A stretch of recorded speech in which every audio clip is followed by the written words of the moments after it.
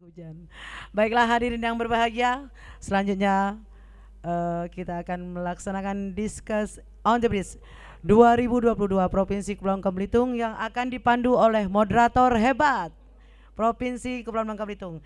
Kami perkenalkan moderator Ahmadi Sopyan, dikenal dengan nama populernya Atok Kulub, kelahiran 8 Desember 1980 di Desa Kemuja, Kecamatan Mendo Barat, Kabupaten Bangka. Penulis 80-an lebih buku dan novel. Juga menjadi kolumnis tetap di harian Babel Post. Tulisan-tulisannya dikenal tajam dan kritis tanpa tedeng aling, terutama tentang sosial, budaya, dan politik. Selain sebagai penulis dan pemerhati budaya Bangka Belitung, ia dikenal aktif di media sosial seperti Instagram, TikTok, dan YouTube. Alumni Pondok Pesantren Al-Islam Kemuja dan Pondok Modern Al-Barokah Nganjuk, Jawa Timur. Sering menjadi narasumber dan moderator di berbagai diskusi dan seminar, baik di tingkat lokal maupun nasional. Ia sangat aktif dalam berbagai organisasi sejak kuliah di Sekolah Tinggi Bahasa Asing Malang dan IKIP Budi Utomo Malang, Jawa Timur. Kasih aplaus untuk Pak Atok Kulub. Ya, ya, inilah Atok Kulub.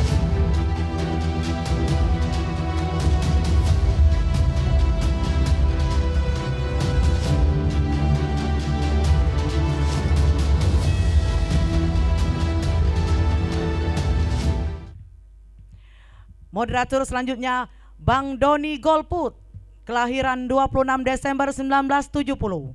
Pernah aktif sebagai pengurus organisasi sebagai Ketua KNPI Kota Pangkal Pinang, Ketua DPW Gerakan Karya Justisia Indonesia Provinsi Kepulauan Bangka Belitung, Wakil Sekretaris Depidar Soksi Bangka Belitung, dan Wakil Ketua Forum Komunikasi Sarjana Bangka Belitung, serta admin WhatsApp Grup Ngopi Bangka Belitung, Bang Doni Golput. Ya.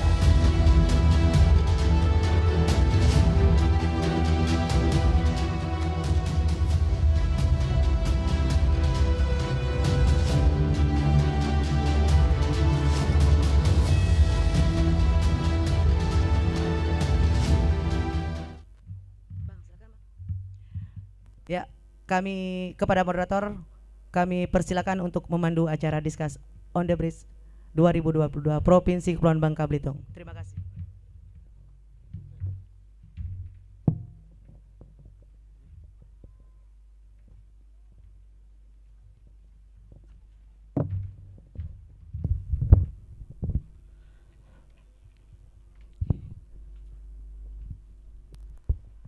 Assalamualaikum warahmatullahi wabarakatuh. Bapak-bapak, ibu-ibu, alhamdulillah kita diberi hujan. Hujan katanya adalah keberkahan, tapi sayang kita sering lari dari keberkahan itu. Setiap ada hujan kita lari. Dan tepuk tangan buat tokoh-tokoh kita yang tetap berada di tempat walaupun terkena gerimis. Assalamualaikum warahmatullahi wabarakatuh. Selamat malam, salam sejahtera, nama budaya buat kita semua. Pada malam hari ini sungguh luar biasa. Kita berada di atas jembatan. Diskusi pertama kali di dunia dilaksanakan di atas jembatan. Filosofi tentang jembatan sudah dijelaskan tadi oleh Datuk Kiai Haji Marwan Al-Ja'fari, Kepala Suku Pulau Nangka. Jadi bagi yang mau ke Pulau Nangka itu biasanya beliaulah kepala sukunya. Saya tidak perlu lagi memperkenalkan tokoh-tokoh yang ada di tengah-tengah kita. Tadi sudah disebutkan. Untuk mempersingkat waktu, kita persilakan narasumber kita yang pertama, Bapak Insinyur Ridwan Jamaluddin. Kami persilakan. Para hadirin semua,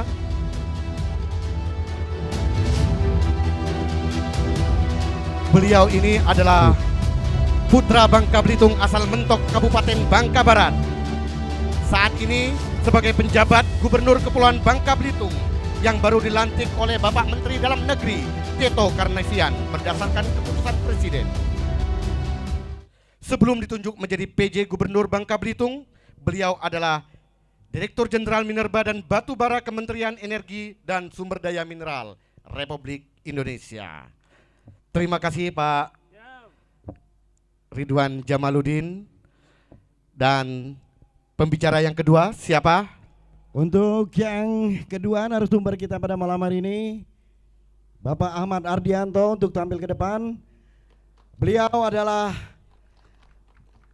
Direktur Utama PT Timah Terbuka yang terpilih dan diangkat lewat rapat umum pemegang saham luar biasa pada tanggal 23 Desember tahun 2021 yang lalu. Beliau lahir di Bogor pada tanggal 7 Agustus 1969, lulusan ITB.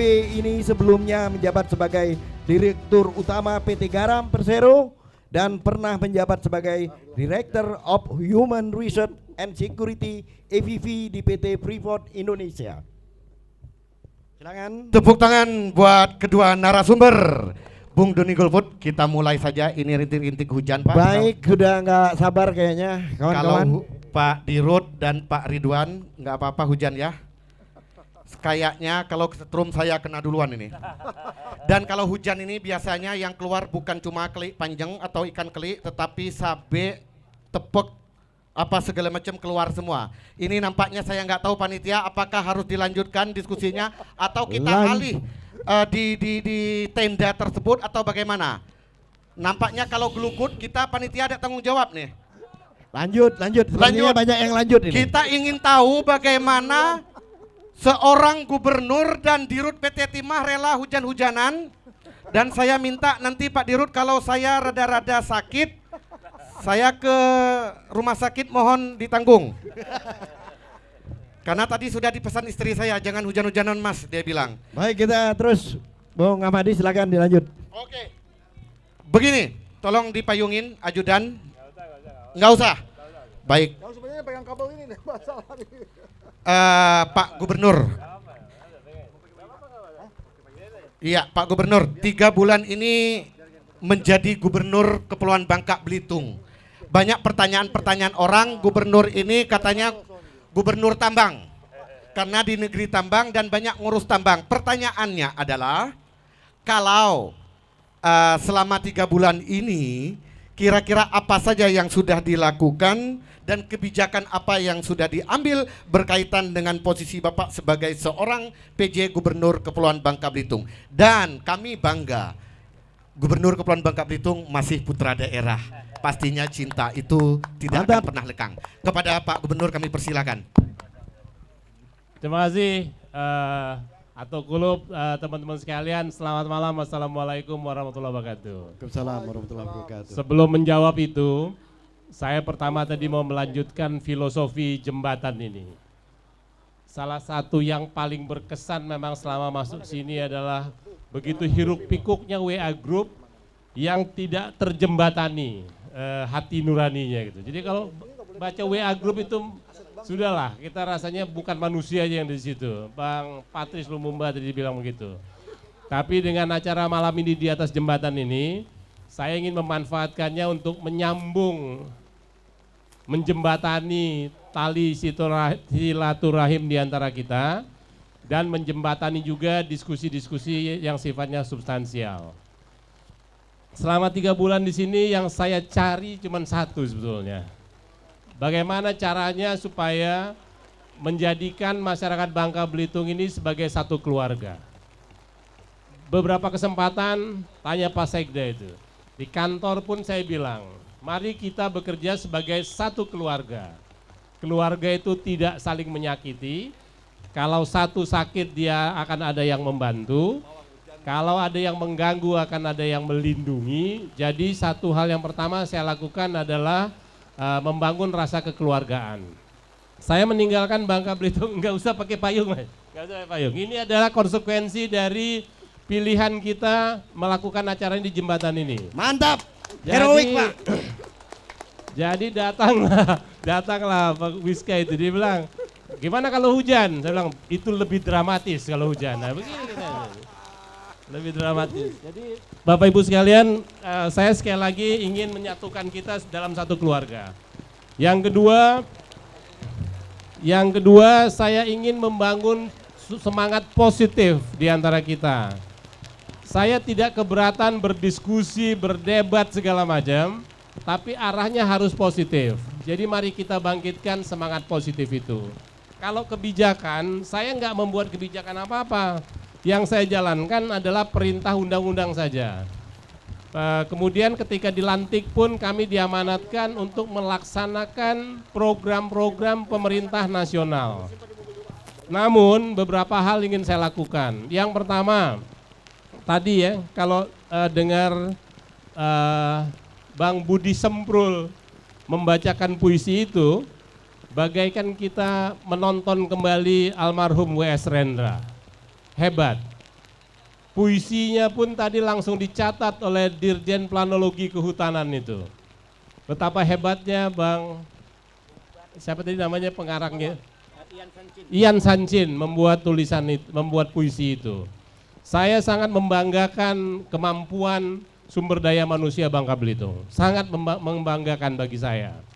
Kita bisa lihat tokoh-tokoh banyak sekali beredar, baik yang kita kenal maupun yang sudah almarhum. Bagi saya itu membanggakan. Jadi kalau soal sumber daya alam, itu adalah sebuah berkah yang tidak boleh menjadi malapetaka bagi kita.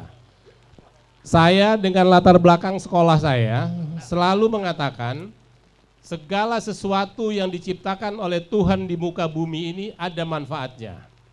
Ada manfaatnya. Timah banyak manfaatnya. Bahwa mengolahnya kita hanya bisa melakukannya dengan cara-cara yang bisa kita lakukan saat ini, itu adalah keterbatasan pengetahuan kita per hari ini. Ke depan barangkali kita bisa mengolahnya dengan cara yang lebih baik. Ketika itu kita akan mengetahui betapa besarnya manfaat sumber daya alam yang ada. Konflik dengan isu-isu lingkungan menurut saya hematnya harusnya tidak terjadi. Karena semuanya ada tekniknya, ada teknologi yang bisa kita gunakan untuk itu. Terakhir Bapak Ibu teman-teman sekalian, saya ingin mengatakan yang selalu saya banggakan di depan umum tentang Bangka Belitung adalah kohesi sosial. Kohesi sosial. Setiap kali calon investor mau datang, saya mengatakan tidak ada kerusuhan di Bangka Belitung. Tidak ada konflik, tidak ada isu sara di sini. Jadi itulah yang saya harapkan teman-teman, terutama para pejuang tangguh, yang ini tangguh, yang itu agak kurang tangguh, berteduh dia. Yang datang malam ini untuk mempertahankan kelebihan gitu. Mari kita jaga kohesi sosial ini, silahkan berbeda pendapat, tapi tujuan kita harus positif. Begitu, Pak Kulub yang dapat saya sampaikan sebagai pembuka. Wow, tepuk tangan buat gubernur kita. Baik Bung Ahmadi. Iya, ada pantun nih Bung Doni Golput buat gubernur kita Ya. yang luar biasa di tengah hujan ini. Pantunnya buat beliau, pergi kondangan memakai kain, hendak Gantang. makan di tengah hutan. Gantang. Tepuk tangan buat Ridwan Jamaluddin, hujan bukanlah halangan. Mantap. Luar Bung biasa. Ahmadi, jadi sebelum kita lanjutkan, kenapa saya berhujan-hujan ini? Saya pikir saya didampingi oleh dokter senior. Wah, Di provinsi ini ada Dokter Armayeni yang hadir di tengah-tengah kita. Beliau juga berhujan-hujanan. jadi saya jangan pikir khawatir ya. bukan sebuah halangan bagi kita semuanya. Jangan khawatir, kita gelukut, panitia sudah menyiapkan ambulan. Mana Pak ini tadi, apa namanya, Buntu? Ada ya, jangan sampai kau udah berhujan. Karena acara ini sama Wirsa. Yang punya ini Wirsa Pak Dirut. Jadi Baik. Wirsa Firdauslah yang punya bertanggung jawab terhadap acara ini, sehingga kita dibuat begini. Kapan lagi katanya bikin kedua tokoh sentral di Bangka Belitung ini hujan-hujanan. Nah ini saya mohon maaf keceplosan Bung Wirsa. Tapi kebiasaan saya memang suka keceplosan. Pak, siapa? Pak Dirut kita, Pak Ahmad Ardianto. Baik. Nah, hilarisasi soal timah dan kebijakan PT Timah ya. Baik, itu yang ingin kita dengarkan dari Pak Dirut. Ya. Tentang rencana hilirisasi PT Timah, bagaimana akan dikembangkan Timah ini ke depannya di Pulau Bangka ini, kemudian bagaimana dapat menyentuh masyarakat secara luas. Mohon Pak Dirut dapat memberikan pemahaman ini kepada kami semuanya yang Dan hadir luar di sini. biasa Pak Ahmad Ardianto, inilah diskusi di dunia ini di tengah hujan. Belum pernah terjadi di dunia ini ada diskusi di tengah hujan. Dan hujan keren. Luar biasa, saya baru kali ini gila Pak. Silakan Pak Ahmad Haryanto. Oke, Bangka Belitung, mana suaranya? Oke, baik, terima kasih Pak Ahmadi. Jadi yang saya hormati Bapak Ibu sekalian yang semangatnya luar biasa. Saya pikir kalau hujan semakin deras artinya jawaban juga harus semakin cepat, kan kira-kira gitu. Pace-nya meningkat terus. Pertama, hilirisasi adalah suatu keniscayaan dan keharusan. Sudah puluhan tahun perusahaan yang beroperasi di Bangka Belitung, bukan hanya PT Timah tapi juga smelter swasta yang sudah ada sejak tahun 2003, itu produk akhirnya baru tin ingot atau timah balokan. Sudah saatnya sesuai dengan amanah Bapak Presiden kita melalui Menteri BKPM bahwa kita akan masuk ke arah hilir, dan itu sudah tidak bisa ditawar lagi. Itu adalah ide yang sangat baik dan harus kita dukung bersama-sama. Persoalannya adalah hilirisasi adalah langkah berikutnya dari proses sebelumnya. Proses sebelumnya adalah bagaimana kita bisa memastikan ekosistem timah di Bangka dan Belitung itu sehat.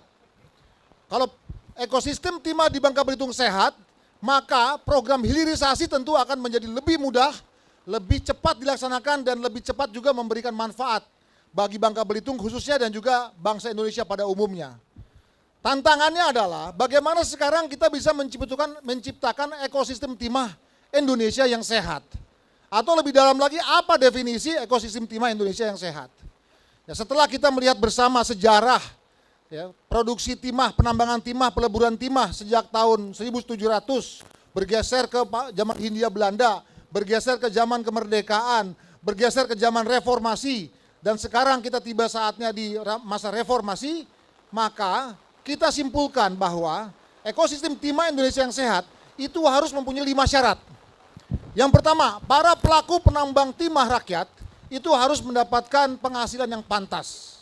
Itu satu. Kedua, PT Timah yang sudah beroperasi sejak lama harus bisa mengoptimalkan kapasitas smelternya.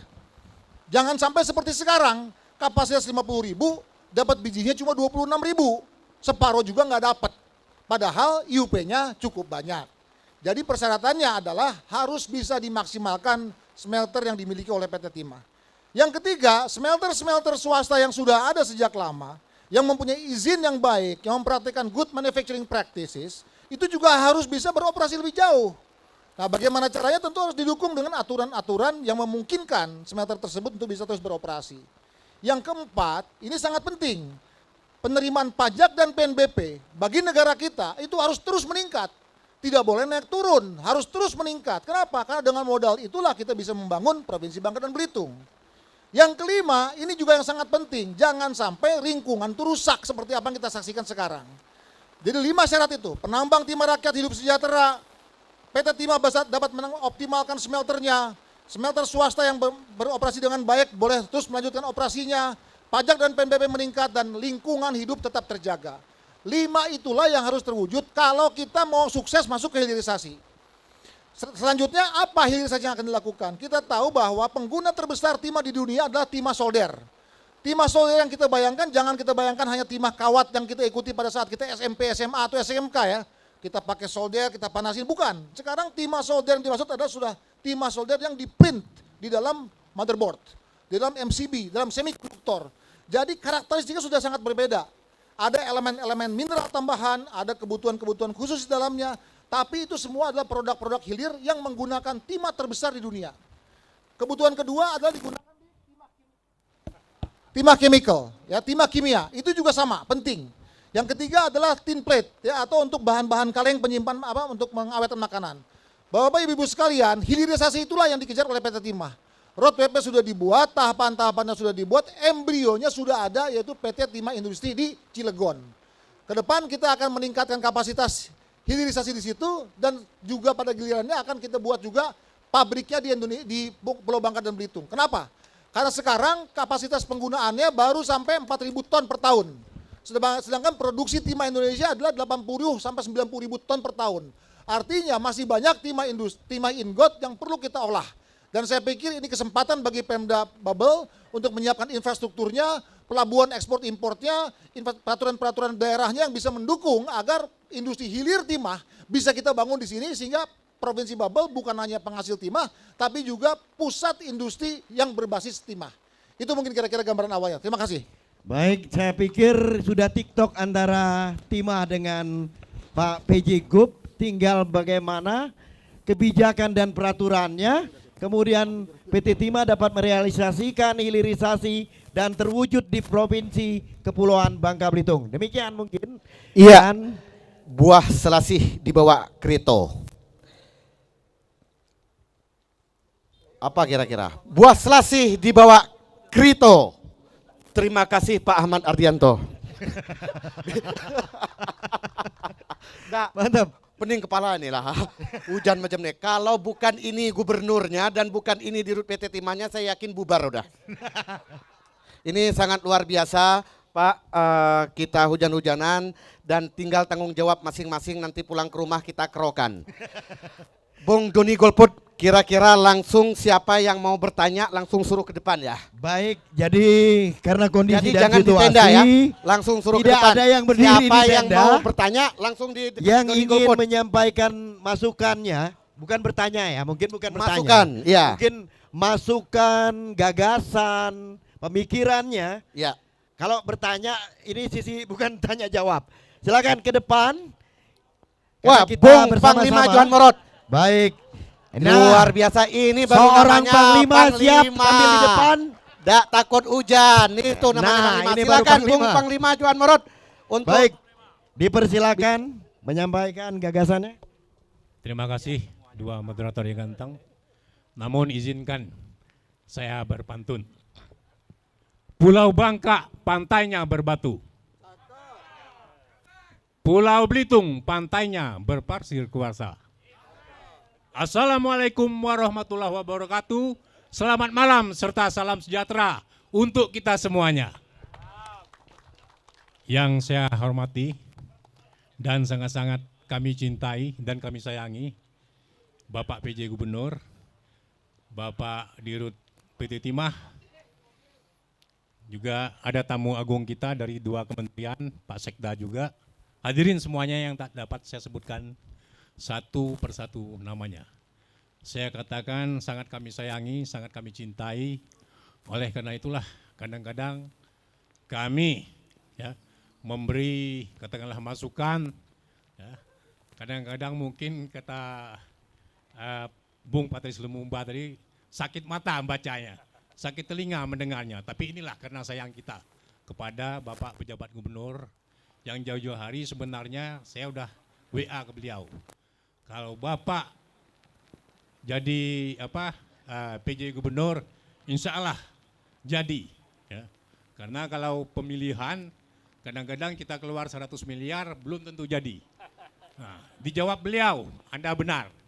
Tetapi dengan apa yang disampaikan Pak Haji Marwan tadi, filosofi jembatan, kemudian dikawal oleh Dewa Ganesha, Dewa Pengetahuan dari ITB, kita harapkan kedua orang yang berdiri di atas inilah 2004, 2009 jadi gubernur dan wakil gubernur. Amin, ya Rabbil Alamin. Mudah-mudahan deklarasi jembatan ini jadi. Ini yang pertama. 2024. Ya. Ini bukan kata saya, kata Haji Marwan ya. Ya, filosofinya. Filosofi itu adalah cinta kebenaran. Itu arti filosofi. Kami ingin menyampaikan, mungkin ini aspirasi semua orang. Ya. Nah, kalau kita lihat di 5 provinsi kurma sudah tumbuh, Pak PJ Gubernur, Pak Dirut PT Timah. Oleh karena itulah kami harapkan untuk ya, Act on Short Mining tambang darat kita reklamasi dengan kurma. Ada satu lagi tanaman dulu kita kecil-kecil suka makan bijinya, yaitu buah berangan, chestnut. Sekilonya 500.000 kalau Singapura, Malaysia, Jepang. Ya. Nah, kemudian di pantai bagaimana? Kita tebar siput gunggung, ya. Siput bambu, kerang, ya, lokan, kemudian kedimul. Sehingga suatu saat kita akan menjadi ekspor siput gunggung. Pak Dirut PT Timah, beliau ini mantan PT PN Garam. Dengan garam Madura itu, Madura United level atas, klasemen Liga 1. Bangka ini Pak PJ pernah ranking 8 seniornya, Perserikatan Bola Kaki. Juniornya ranking 2, junior PS Bangka. Oleh karena itu saya mengharapkan PT Timah membentuk Bubble Teen FC. Bubble Teen FC supaya bisa bertarung ya. Itu. Nah, kemudian Pak Dirut PT Timah, harapan kami bahwa Deputi Amir sudah jadi pahlawan nasional.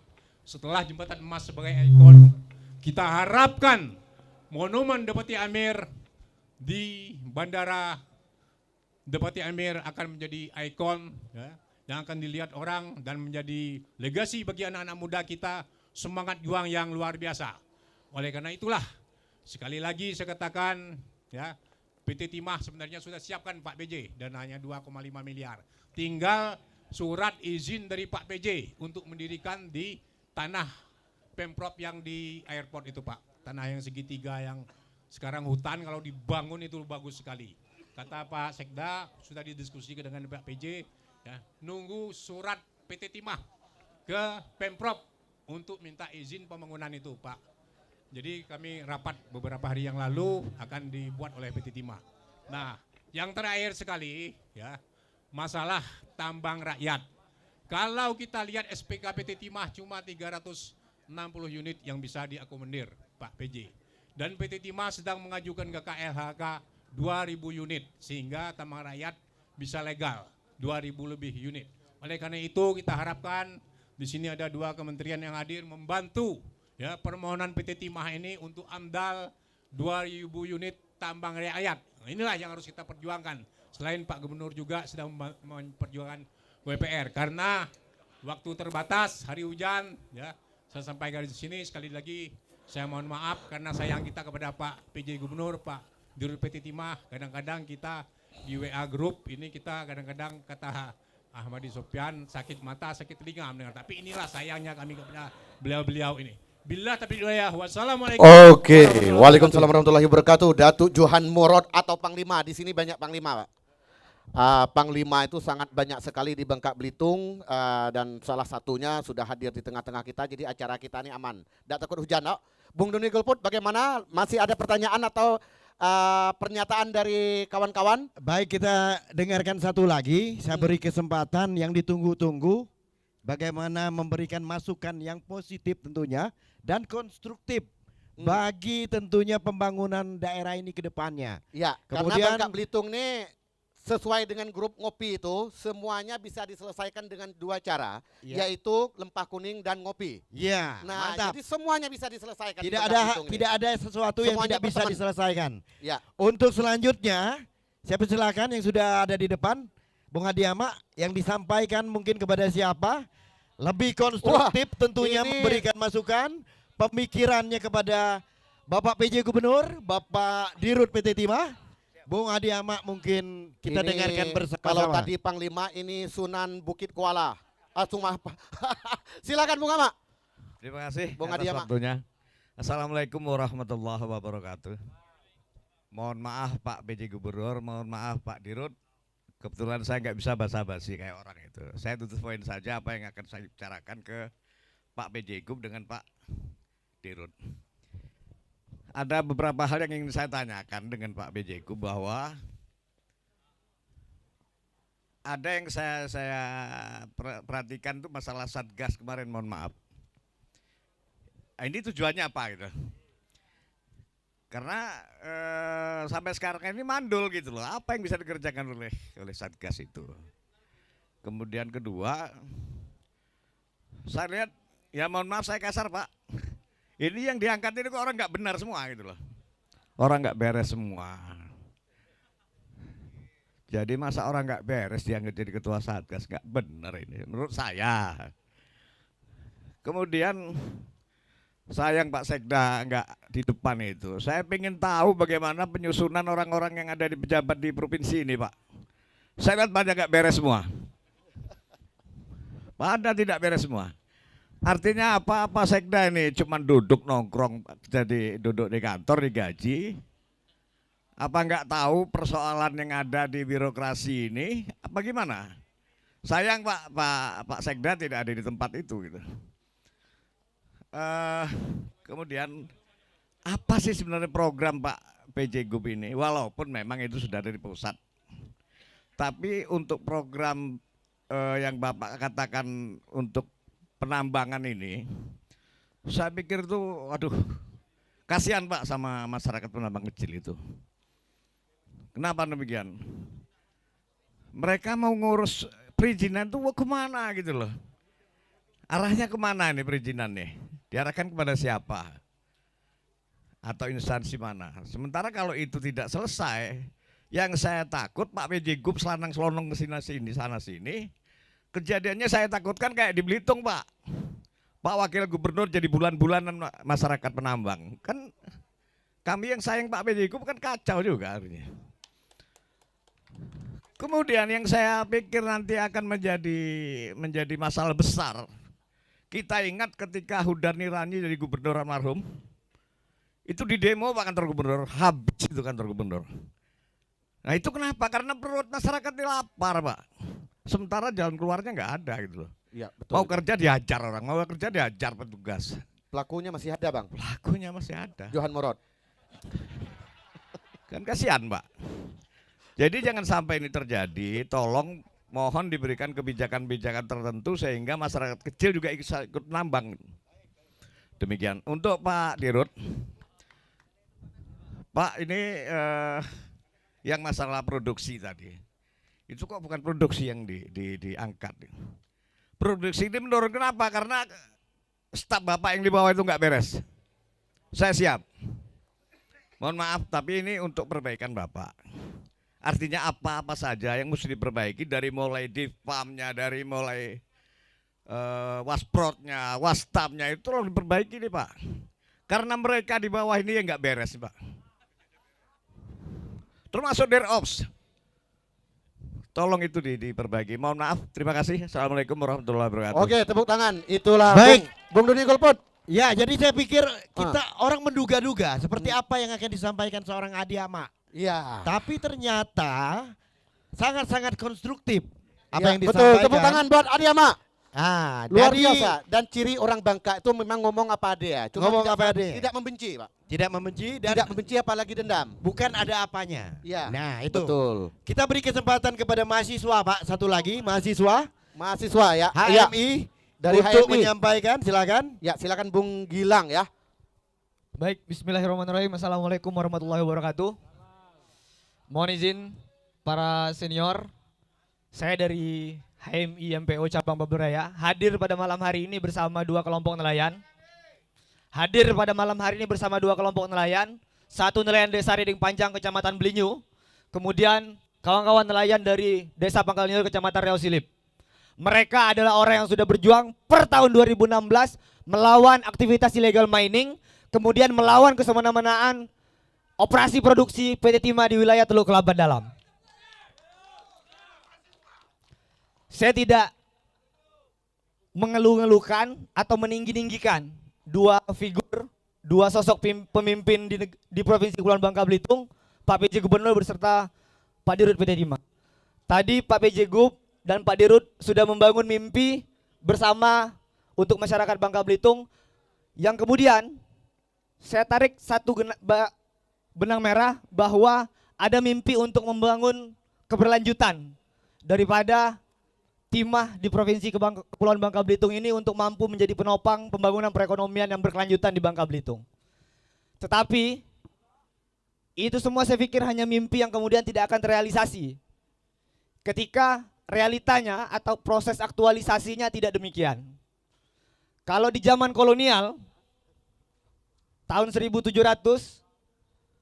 bumi serumpun sebalai ini dikeruk, diambil timahnya kemudian ditinggalkan lubangnya, ditinggalkan lumpur seperti yang diutarakan melalui karya sastra tadi, masyarakat Bangka Belitung masih bisa terima. Tetapi hari ini saya yakin dan percaya bahwa tahun 2022 beserta hari-hari ke depan kita tidak akan tinggal diam, bahwa ketika negeri bumi serumpun sebalai Provinsi Kepulauan Bangka Belitung ini dirampas kekayaannya, yang ditinggalkan hanya kerusakan, kami tidak akan tinggal diam. Maka ini adalah bagian daripada ikhtiar kami untuk menyampaikan realitanya hari ini. Puluhan iup PT Timah dijarah timahnya oleh praktek-praktek illegal mining yang barangkali beberapa oknumnya hadir pada malam hari ini. Kami tahu betul itu, oknumnya hadir pada malam hari ini. Fakta ini kami sampaikan Pahit memang, tetapi inilah realitanya di negeri ini. Tentu kelompok-kelompok yang termarginalkan, mereka-mereka terdampak adalah kelompok nelayan. Menjadi tidak adil berpikir dan bertindaknya kita ketika ingin mengambil bagian daripada anugerah Tuhan, tetapi ada segelintir orang yang kemudian terdampak kehilangan mata pencahariannya, khususnya kelompok para nelayan. Lebih dari 100 kepala keluarga yang menafkahi anaknya untuk pendidikan, untuk kesejahteraan keluarganya, hari ini mereka harus rela kehilangan mata pencahariannya. Fakta lagi, saya sangat mendukung apa yang disampaikan dua senior dan orang tua kami, Pak Johan Murad beserta Pak Hamdia. Hadi Ama tadi, memang beberapa oknum, baik itu di PT Timah maupun Pemprov bermain untuk persoalan ini. Tetapi saya pikir itu hanya oknum. Yang hari ini menjadi lemah adalah sistem. Bagaimana kemudian kita bisa menjamin dan memastikan bahwa setiap jengkal potensi sumber daya alam yang ada di negeri Bangka Belitung ini ada dipergunakan, diperuntukkan untuk kesejahteraan, untuk kemakmuran Provinsi Bangka Belitung. Oke. Bagaimana? Terakhir Pak, kami sangat mendukung upaya tegas dalam hal pembentukan Satgas untuk tambang ilegal. Hanya saja memang butuh perbaikan-perbaikan, termasuklah orang-orang yang mengisinya, kemudian tugas pokok sampai dengan kewenangannya. Agar tidak ada lagi biji timah yang diambil secara tidak bertanggung jawab. Dan khusus untuk PT Timah, bukan hanya persoalan produksi sampai hilirisasi yang harus diperhatikan. Tetapi ingat, lubang-lubang, kerusakan lingkungan itu harus dipulihkan. Itu adalah bagian dari pertanggungjawaban. Kalau ingin bicara illegal good mining practice, kita sama-sama mahasiswa dari pertambangan. Kebetulan saya sudah sarjana pertambangan, Pak. Terima kasih. Assalamualaikum warahmatullahi wabarakatuh. Waalaikumsalam warahmatullahi Hidup wabarakatuh. nelayan. Baik, saya Ya. pikir ini luar biasa. Saya jadi Iya. teringat waktu Ini- jadi aktivis di mahasiswa. Betul Bung Doni. Pada masanya kita pernah punya suara seperti itu, kita pernah punya semangat seperti itu. Dan Namun kedua narasumber kita ini pun juga pernah menjadi aktivis. iya, dan kita pikir Luar biasa. hal yang baik untuk disampaikan. Betul. Kita akan coba memberikan peluang dan kesempatan kepada dua narasumber kita untuk menjelaskan seluas-luasnya Ya. agar pemahaman semuanya dapat menjadi sama. Ya, ternyata Pak PJ kita ini orangnya santai. Dari Baik, kita tadi dengarkan senyum-senyum. Bapak Ibu Beliau, sekalian, kita dengarkan semuanya. Kita dengarkan bagaimana penjelasan dari 3 pernyataan tadi dari kawan-kawan kita. Silakan Pak Gubernur. Terima kasih. Kalimat yang paling penting bagi saya adalah ketiga tokoh ini menyampaikan niat baik, positif, mendukung, sayang, semua kata-kata manis keluar. Alhamdulillah. Amin ya. Soal kritik, itulah hidup. Dan disitulah kita berbagi peran. Sekali lagi saya katakan, yang saya pegang adalah undang-undang dan peraturan.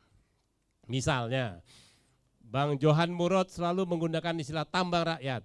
Tambang rakyat itu di dalam undang-undangnya bukan TI itu. Tambang rakyat itu harus ada izinnya. Gitu ya. Jadi makanya saya bilang di grup-grup itu, Bang Johan jangan sebut-sebut tambang rakyat, jangan sebut-sebut TI itu tambang rakyat. TI itu ilegal, tambang rakyat legal. Ya, saya menjalankan itu. Kalau ada yang tidak setuju dengan peraturan, ubah peraturannya. Jangan salahkan saya. Gitu. Ubah peraturannya. Ya, ubah peraturannya. Kemudian Bang Hadi Ama ini saya pikir tadi mau tanya soal KPK. Dia rajin sekali terus saya bilang KPK. Saya mau tanya, mana jawaban surat dari KPK, Bang? Nah, makanya sebelum saya jawab supaya saya puas, saya mau jelaskan soal KPK. Abang dengar baik-baik ya. Nah. Jadi, sini. Jadi kira-kira seminggu 10 hari setelah saya dilantik jadi dirjen. Bersama-sama. Gak apa-apa, udah duduk situ aja lah. Nanti capek dia berdiri di sini. Kira-kira 10 hari setelah saya jadi dirjen Minerba, datang laporan kepada kami, ada perusahaan batubara yang jalan haulingnya ditutup, dipalang oleh tetangganya. Perusahaan batubara itu statusnya objek vital nasional. objek vital nasional, tidak boleh terhambat, tidak boleh terkendali. Akhirnya kami disurati, kami ke sana. Sampai di sana, saya terbang naik pesawat komersial Jakarta Balikpapan. Bang Adi, dengerin Bang Adi. Dari Balikpapan kami dijemput pakai helikopter. Sampailah di lokasi tambang naik helikopter, kalau naik mobil kurang lebih 6 jam lah, jauh lah gitu ya. Datang di sana orang yang ngaku wartawan. Dari apa lupa saya namanya. Bapak bayar berapa naik helikopter? Saya bilang mana saya tahu, bukan urusan saya gitu ya. Uruslah kami di lapangan, pulang saya sampai di Jakarta beredar isu gratifikasi. Pertama yang disebut adalah gratifikasi naik helikopter. Oh gitu ya, sebenarnya naik helikopter gratifikasi. Nggak kena itu disebut-sebut, itu coba Ridwan kemana-mana pakai ransel, ransel isinya duit semua tuh, gratifikasi. Saya bilang saya sejak sekolah SD bawa ransel terus. Di situ di mobil itu ada ransel saya, periksa ada duitnya apa enggak gitu ya. Yang ketiga, saya disebut lagi terima gratifikasi kepiting kenari, kepiting apa itu, kepiting Balikpapan itu. Saya bilang murah amat harga saya dibayar dengan kepiting kenari. Semua tuduhan itu fitnah Bang. Sudah diklarifikasi oleh anak buah saya sekalipun tidak pernah dipanggil oleh KPK. Anak buah saya dipanggil sudah diklarifikasi. Satu, soal naik helikopter, berdasarkan kontrak kerja diizinkan. Nah, soal kepiting kenari akhirnya kami kembalikan uangnya. Dan nih balik sana, kurang ajar lah begini nyogok kepiting kenari ini berapa ratus ribu cuman itu kan, balik. Sampai sekarang tidak ada buktinya Bang.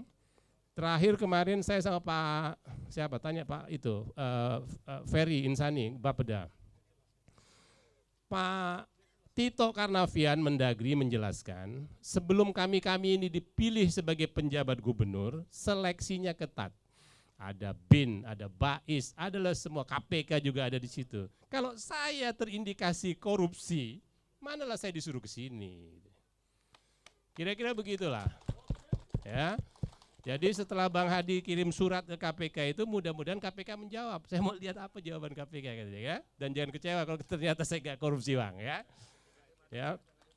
Oke, jadi udahlah buat saya klarifikasi itu teman-teman mendengar semuanya. Saya kalau soal korupsi, kehormatan saya jauh lebih penting daripada itu. Ya.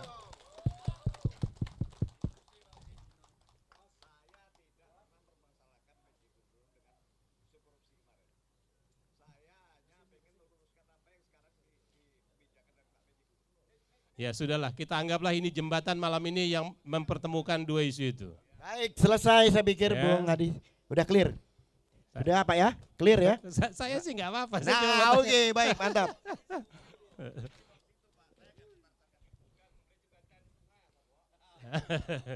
Saya cuma mau bilang, betul-betul saya tunggu jawabannya KPK terhadap surat itu. Saya ingin mendengar apa jawabannya terhadap klarifikasi itu. Karena sekali lagi Bapak Ibu teman-teman, saya ini bekerja di sumpah, ya, walaupun banyak juga orang yang kemakan sumpahnya itu. Ya, jadi insya Allah soal korupsi saya akan jauhkan sejauh-jauhnya. Amin, amin, amin, amin. Mantap. Saya udah lupa pertanyaan yang lain tadi. Ya. Oke, soal bagaimana rakyat kecil ikut menambang, tadi saya sudah bilang kita ikut aturan. Sekarang ini saya cerita yang kemarin. Saya sengaja ke kaki Menumbing sana, ke menjelang sana itu, melihat apa yang dilaporkan oleh media bahwa ada kegiatan penambangan ilegal di sana. Saya pikir ya, mungkin orang menganggap saya gila juga kali ya. Dari sini, emangnya saya nggak ada kerjaan lain gitu ya. Sengaja berangkat ke sana, datang ke lokasi tempat penambangan ilegal itu dan bertemu langsung. Bang, alhamdulillah sampai sekarang saya belum ada kejadian seperti Pak Wakil Gubernur itu. Saya hanya berkata ini jihad profesional saya. Jadi kalau dia mau jahat ya silakan aja gitu ya. Tapi sampai di sana ya memang ada pertambangan ilegal itu. Memang nyata ada. Kopi ini saya jadi ingat, ini judulnya warung ngopi. Tadi saya mau bawa kopi dari rumah nggak jadi. Oke, jadi tolong sebentar Pak PJ, kopi sama kacang. Ini Pak Dirut lagi akeh makan kacang nih. Aduh. Enak sekali kacangnya katanya. Ya, kopi sip. Jadi urusan penambangan ilegal, saya mau tidak mau, saya saya diundang oleh Komisi 7 DPR sebagai Dirjen, berhadapan dengan 9 gubernur yang industri utama di daerahnya adalah industri pertambangan. Semua gubernur, termasuk Gubernur Bangka Belitung ketika itu, menyalahkan kewenangan sudah diambil. Kami tidak bisa mencegah pertambangan ilegal. Saya mau membuktikan kalau kita punya niat, kita bisa. Mari kita lakukan. Saya bilang, apa sih orang ini takutnya?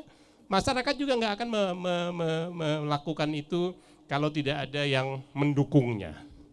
Makanya ketika membentuk Satgas, saya mohon maaf ya Bang, saya sekali lagi saya tegaskan, saya tidak menuduh Pak Aon sebagai orang jahat ketika saya minta beliau sebagai ketua Satgas. Namanya bukan Satgas tadi, Pak Sekda atau apa namanya.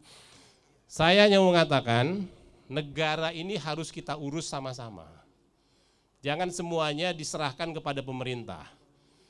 Pemerintah terbukti kurang efektif selama ini mengatasi pertambangan ilegal itu.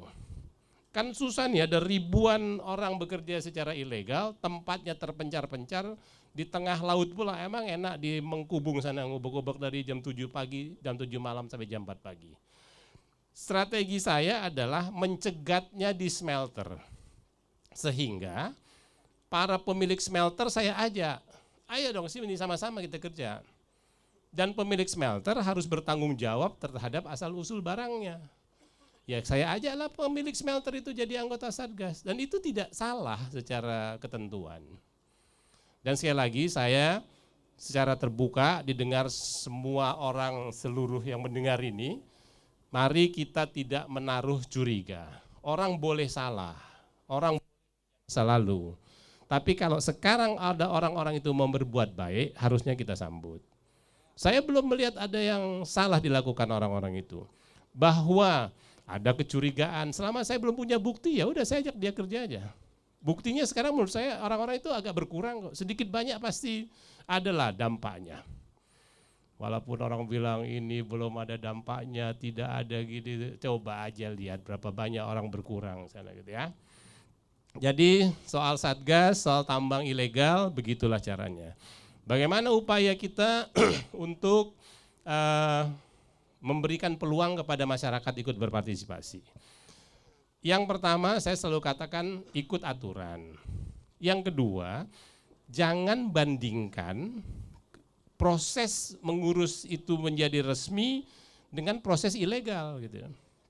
Sudah pastilah ada waktu yang diperlukan, ada upaya segala macam. Jadi ikut saja. Pemerintah, saya baik sebagai dirjen maupun sebagai gubernur, sedang berusaha mencari jalan. Misalnya sekarang kita sedang proses WPR. WPR itu kami di Minerba pun bertanya-tanya, ada WPR di Bangka Belitung? Di database Minerba tidak ada. Menurut orang-orang Bangka Barat dan Belitung Timur ada. Mana buktinya? Dulu pernah ada selesai 2017, berarti berakhir kan gitu. Nah sehingga tidak ada sekarang WPR di Bangka Belitung. Yang bisa dilakukan sekarang adalah masyarakat menjadi mitra yang punya IUP. Kemudian bahwa timah sekarang misalnya punya keterbatasan hanya dapat menampung 300, mohon sekali lagi ini difahami secara teknis. Kita jangan kuras semuanya pada saat yang bersamaan. Jangan kita keruk habis. Kalau kita keruk habis, kita hanya punya cadangan sampai 7 tahun lagi. Kalau kita keruk habis sekarang. Kan kita mau bertahan cukup lama. Untuk apa orang bangun smelter? Untuk apa itu perintah hilirisasi? Kalau 7 tahun lagi habis timah kita. Jadi mari kita tata, kalau visibility study-nya mengatakan RKAB-nya produksi 10.000 gitu. Itu kan pakai mikir buatnya. Jadi teman-teman tolong difahami juga, jangan kita membabi buta menguras habis semuanya pada saat yang bersamaan. Jadi tolong difahami. Sekali lagi, kalau ada masukan, kalau ada kesulitan, saya selalu katakan, sampaikan. saya ini dibayar, kami ini dibayar untuk melayani masyarakat. Silakan disampaikan. Tapi jangan diajak berkelahi. Ada tuh orang di Mengkubung sana marah-marah terus mengatasnamakan rakyat. Jangan dibohongin lah sebenarnya rakyat ini. Penambang itu terus miskin. Yang kaya yaitu yang nyuruh-nyuruh penambang itu. Jadi janganlah, selesai. Saya kemarin juga lihat orang itu tetap kurus, tetap berantakan. Sampai kemarin saya tanya juga, tadi pagi juga waktu pelantikan Dharma Wanita, bukan Dharma Wanita, PKK ibu-ibu itu saya bilang, tolonglah dalam lingkup keluarga kita masing-masing pun kita memberikan pemahaman. Saya tanya waktu ketemu sama beberapa penambang ilegal itu, kau punya keluarga di rumah? Punya, Pak. Anakmu nggak malu kalau tahu bapaknya maling timah? Dia diam aja tuh. Jadi artinya adalah kesadaran-kesadaran yang lebih dalam yang harus kita bangun bagi masyarakat ini. Jangan semuanya dibuat seolah-olah udah hajar aja semua gitu. Kemudian lagi kalau boleh saya mengajak juga ini para aktivis medsos juga, saya lihat banyak sekali saya terima WA orang saling tuduh sekarang. Ini tuduh itu tuduh itu. Kelompok ini tuduh kelompok itu tuduh itu. Lama-lama dia saling tuduh ini, dia bersekutu katanya sekarang. Jadi sudahlah, ikuti saja regulasi yang ada. Saya selalu mengatakan pemerintah tidak pernah berniat menyengsarakan rakyatnya. Mari kita kelola baik-baik negeri ini. Dan jangan juga, kalau saya nggak menyebut penyebab, saya lah gitu. Kadang-kadang saya pikir juga waktu Bang Hadi Ama ini kirim-kirim surat, komentar-komentar. Saya salah apa sama Bang Hadi ini sih, ketemu pun belum gitu. Saya salah apa, tapi ya sudahlah, saya nggak mau mempersoalkan itu, tapi sekali lagi saya selalu membanggakan kohesi sosial. Jadi janganlah kita berkelahi untuk sesuatu yang harusnya kita tidak berkelahi. Masih banyak pekerjaan besar yang lain yang perlu kita lakukan. Tadi pagi saya ke Bangka Asindo Agri yang bikin tepung tapioka dan tepung misago. Kan bisa bekerja seperti itu dengan cara yang lebih baik juga. Ketika kita dipetakan sebagai nomor 3 inflasi secara nasional, selain tiket pesawat yang paling kontribusinya paling besar, cabai merah, bawang merah, dan ikan adalah kontributor terbesar di penyebab inflasi di kita. Kemana nelayan kita? TDTI. Kemana petani kita? TI. Mana lada mentok? Udah nggak ada. Ada lada Vietnam sekarang yang dia beli dari sini juga. Pergi semua, rusak struktur sosial ekonomi kita karena kita melaksanakan kegiatan pertambangan ini secara serampangan. Jadi Bapak Ibu teman-teman sekalian, mari kita berpikir panjang. Saat ini ada, ke data saya 123.000 hektar lahan kritis, tapi tadi saya dengar 400.000 hektar katanya itu. Yang intinya adalah kerusakan alam yang disebabkan oleh pertambangan ilegal. Jadi ada tanggung jawab yang harus kita lakukan. Nelayan, saya selalu menyarankan marilah kita hidup berdampingan. Marilah kita hidup berdampingan. Seperti di Teluk Kelabat itu sempat ada kesepakatan, udah penambang di sana, di luar, nelayan di dalam, silakan aja saya bilang kalau mau berbagi. Kemudian jangan dipertentangkan nelayan dengan pertambangan, pertambangan dengan pariwisata. Saya bilang harusnya bisa hidup berdampingan. Itu buktinya 6 Salu itu bekas tambang itu yang sekarang jadi geopark gitu.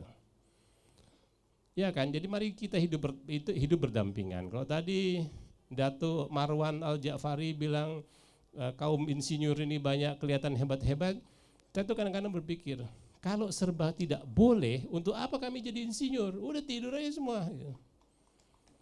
Tugasnya kita kan mencari jalan, bagaimana supaya menambang boleh, ikan tetap hidup, pariwisata pun bisa jalan gitu. Kalau serba tidak boleh, jangan bikin kapal terbang. Kalau jatuh gimana? Ya kan, jangan ngerokok bang, sakit itu. Kalau semua serba tidak boleh, ya kan? Jadi Bapak Ibu, mari kita hidup baik-baik gitu. Saya bukan apa-apa lah, bukan sok menasehati lah. Saya hanya kadang-kadang perlu saling mengingatkan. Silakan aja bangun patung Depati Amir, ayo kita bangun Bang. Begitu surat ada, duit sudah ada duit. Nanti kita selesaikan. Tapi insya Allah selesailah patung Depati Amir. Tadi mahasiswa tadi bilang apa? Aku lupa. Mahasiswa ya, memang mahasiswa harus begitu. Mahasiswa dan nelayan tadi. Mahasiswa dan nelayan ya. Silahkan lah. Yudi Sengah udah datang ke tempat saya itu. Dia datang pertama kali Yudi Sengah Belitung itu. Pak Gub, saya terima penghargaan ini sebagai pejuang lingkungan. Saya tidak merasa berhak dapat penghargaan ini. Terus saya mau kasih Bapak aja. Nah, emangnya saya berhak? Dia kasih, ya udah saya taruh aja di rumah itu. Tapi saya bilang sama dia, sekali lagi silahkan cari jalan tengah, jalan keluar. Karena begitu kita tutup semua tambang, 10% penerimaan negara akan hilang. Jadi data Kementerian Keuangan mengatakan pemasukan negara per rapat kira-kira 3 bulan yang lalu itu 10%-nya dari industri pertambangan ini. Saat ini ketika pandemi COVID itu, daerah yang bisa positif tumbuhnya adalah daerah yang basisnya industri pertambangan. Gitu, jadi jangan kita musuhi, marilah orang-orang pintar itu ada yang pintar nambang, ada yang pintar ngomong-ngomong, ada yang pintar lingkungan. Mari kita duduk bersama dan bangun baik-baik. Jangan saling menyakiti, jangan pula kita melihat sesama kita ini seperti musuh gitu. Masih banyak musuh lain yang harus kita lawan daripada sesama kita ini. Demikian dari saya, mohon maaf Pak moderator dan para penanya yang sudah menanyakan. Mohon maaf. Terima kasih. Oke, tepuk tangan sekali lagi buat PJ Gubernur Baik, kita. Bung Amadi, sebelum kita lanjutkan, kita masih punya 1 jam. Masih punya 1 jam, Betul. mohon untuk dapat duduk kembali.